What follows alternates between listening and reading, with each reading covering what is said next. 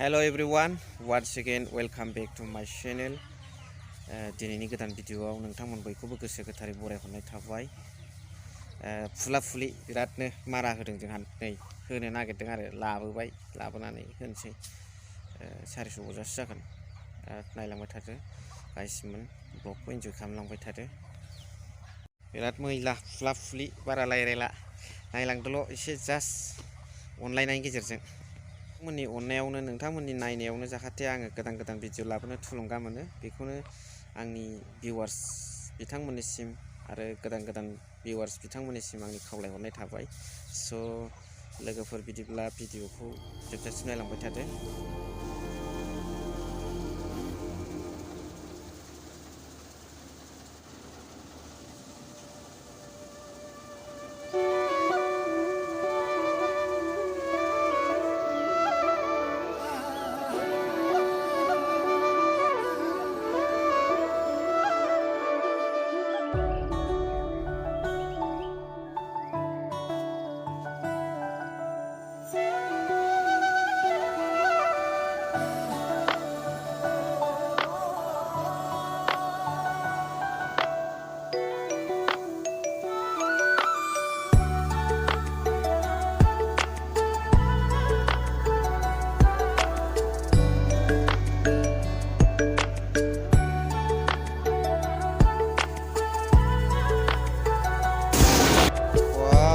गैला मोनसेबो ओरैनो संनानै जाजाबाय।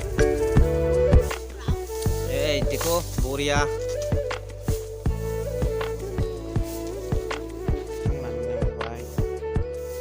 बेखिनि मारा होनाय जाबाय दिनै। दंबावो नैबे जाहैबाय मासुरि माइ बरिया जादों। नैबे जाहैबाय सादु होनो जोंनिथिं गुबुन गुबुन जायगायाव मा नाम होनोथाय इट्स वेल नन दा जोंनिथिं बेखौ बे मोननैखौ आरो स' गाइसमोन these two types of paddy plants and so paddy seeds well known in different names in different places in our village. It is called Sadu in Bodo, and it is also called Masuri. Just in general, Masuri is not Bodo language. Just in our village area, it is called Masuri. माराखौथ' होखांबाय गाइसमोन फुंनिफ्रायनो नै फुला फुलि जाजोब्बाय। फुङाव दुब्लियाव थांबाय